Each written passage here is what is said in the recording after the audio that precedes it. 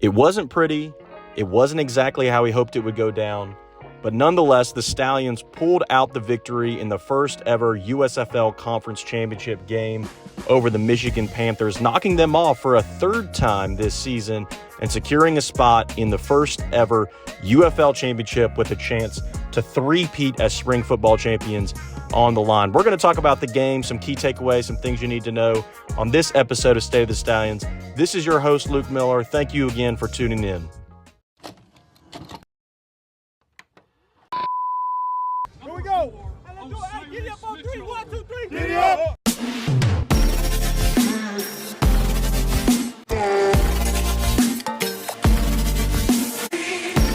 You can feel the buzz when you're around this city. People have fallen in love with the Birmingham Stallions. Here we go. We're getting a little juice going.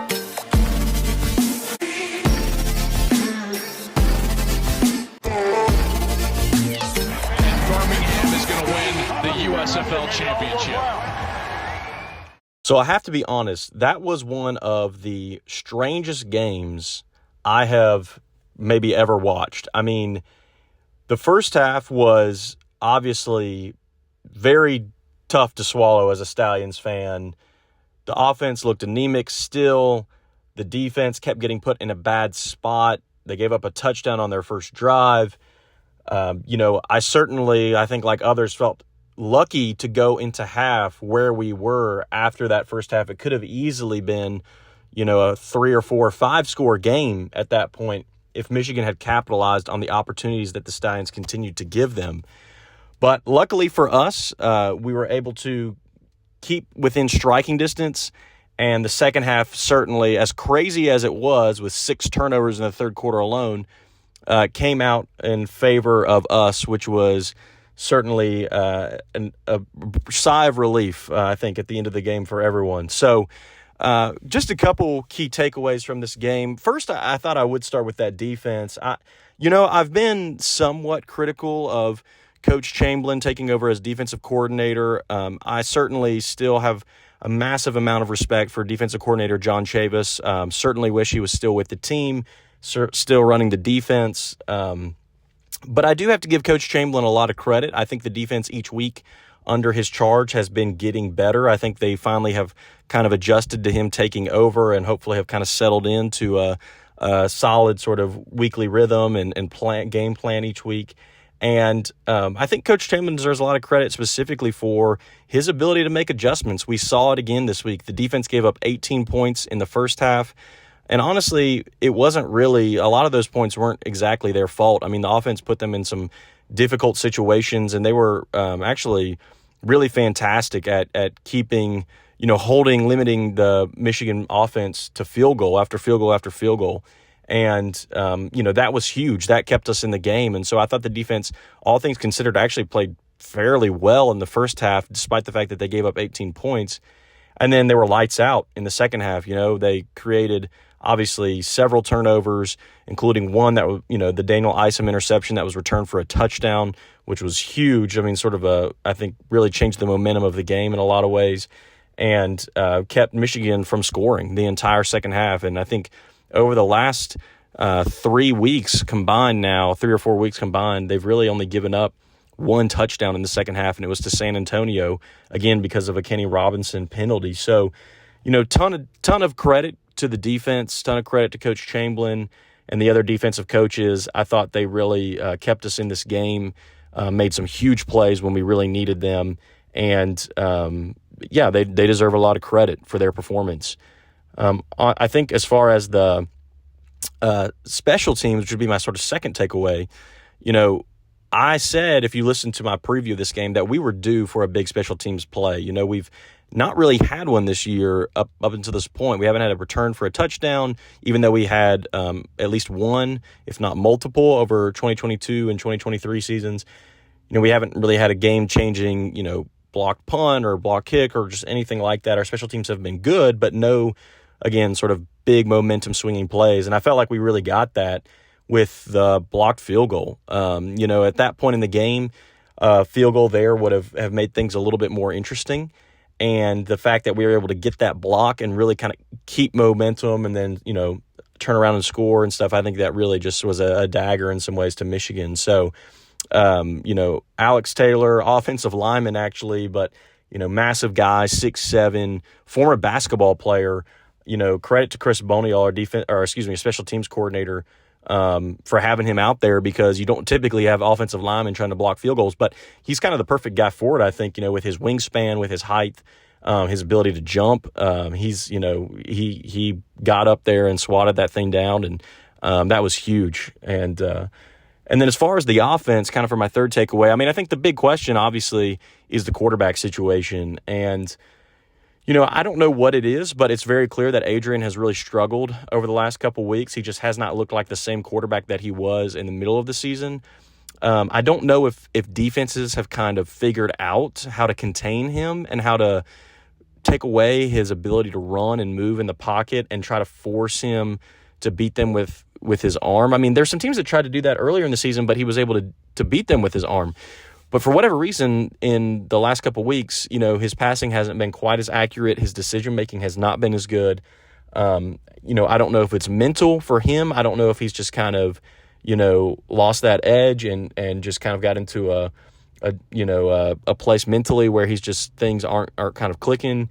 I don't know if it's, something with Coach Skip that Skip is kind of asking him to do or telling him to do that he's, not seeing or not sort of on the same page. I don't know what it is, but it's very clear that Adrian is not the same quarterback right now that, he was when he did enough to earn the MVP award of the league. So, he struggled in this game. Obviously, he had a great touchdown pass to Jordan Thomas. Did a couple good things while he was in, but it was kind of more of the same.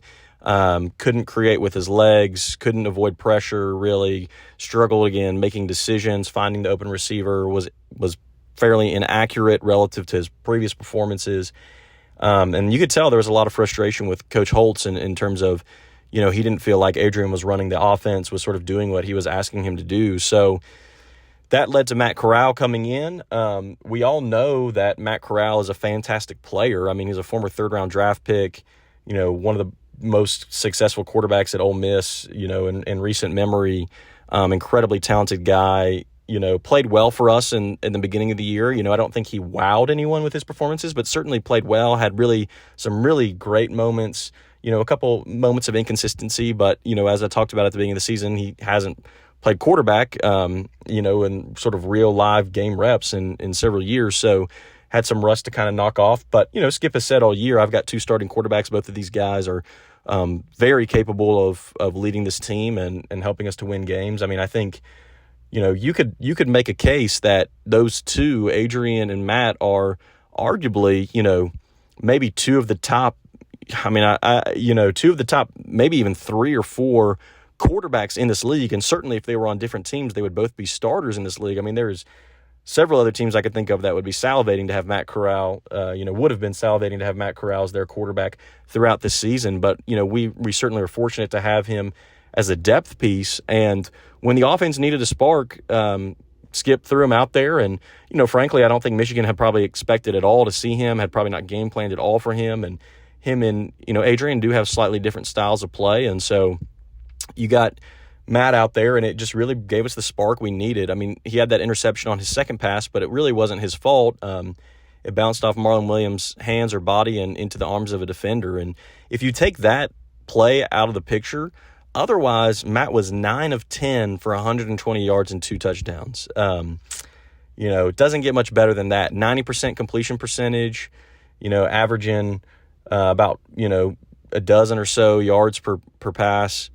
And then, on top of that, you got 2 touchdowns with only 9 completions. So more than 20% of your passes are going for touchdowns. So, I thought, he deserves a lot of credit. He could have certainly been very dejected, very disappointed after, losing the starting job in a spring football league. Not that he should be ashamed or disappointed. Adrian Martinez is a fantastic quarterback, so it's nothing to bat an eye at. But, I think everybody thought he was going to kind of be the guy, and it turns out he wasn't. And he stayed ready. And when his opportunity came, he answered the call and played fantastic, proved that, he's a great player and can be just as dynamic in this offense as Adrian has been. And so now the question is, who starts the next game? And I'll probably talk about this more on my preview episode, at the end of the week. Maybe I'll tease you all with that. I'll save it for that. I mean, I think I have some opinions on about what the Stallions might do, what I want them to do. But certainly it remains a question of who is going to be the one that gets the first rep and or the majority of reps in that game. And I think the one thing I will say about it right now is, the Stallions are fortunate that this creates a little bit of a challenge for the Brahmas in terms of preparing for this week, because you really don't know what quarterback you're going to see or how much you're going to see one or the other. They have to prepare for both now. They can't just prepare for Adrian. And, hopefully that helps the Stallions at least just a little bit, to kind of throw that extra wrinkle in there and give a little bit more of a headache for, Wade Phillips and his defensive staff and players to kind of say, okay, Adrian and Matt are different sort of players. The offense is a little bit different depending on who's in there. We don't know which one we're going to see, how much we're going to see of either one. So we really have to be ready for both. And at least that kind of, diverts their attention a little bit from just preparing for Adrian and makes things a little bit more complicated for them. So I think that's a positive for the Stallions coming out of this game. And like I said, on a preview of the next episode, or the next game later this week, I'll talk a little bit more extensively about what I think the Stallions do or what I would like for them to do. But that being said, let me go ahead and give my key players of the game. For my one-star player, I want to give this to Ike Brown. He had a fantastic game, 3 tackles, but the big thing was 2 interceptions. Both of the interceptions were probably, not great throws by Danny Etling, we'll just put it that way. But credit to Ike Brown for being in position and for, having the awareness to make some great plays and to return those to return those intercepted passes, a good chunk of yardage on each one to kind of flip the field a little bit and give us some breathing room. And so, to have those takeaways, I thought was massive. And Ike Brown's a great player, and he's kind of been rotating in the secondary there. And it was awesome to see, first ever multi-interception UFL game. So that was awesome, and he deserves a lot of credit for his performance, and so wanted to give him a star. And then my 2-star player, I'm going to have to give it to Matt Corral. I thought, again, the offense is just really struggling with Adrian out there, and as I already said, Matt really provided that spark that we needed, and I thought he was on point. He got the ball out quickly. He didn't really take any sacks, didn't let the pressure get to him.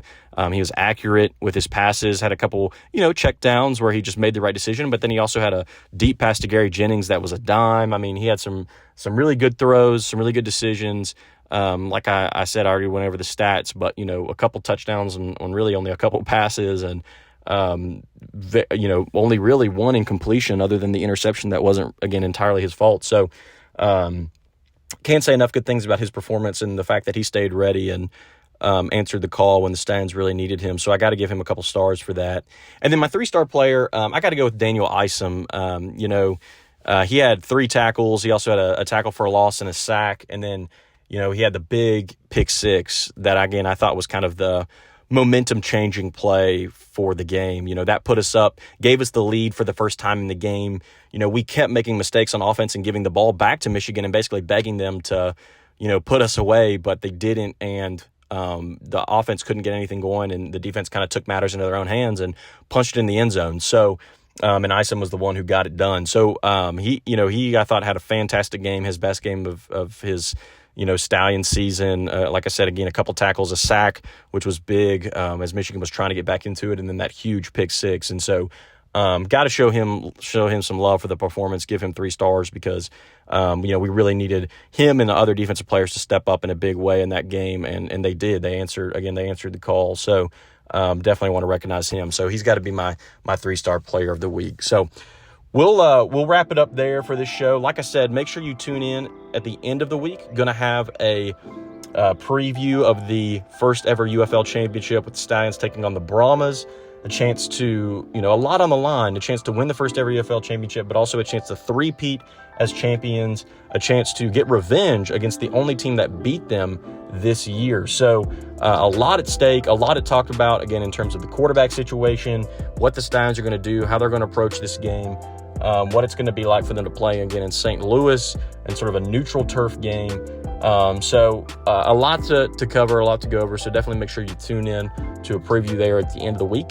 And again, thank you as always for joining me as we break down these games and as we think about our beloved Stallions. And thank you all again for all the support you showed, not only me, but also this team. Hopefully we'll get a great traveling crowd up there in St. Louis for this championship game and pack out the dome there and support our guys as they hopefully bring home another trophy. So thanks again for tuning in. This is Luke Miller, State of the Stallions. Giddy up.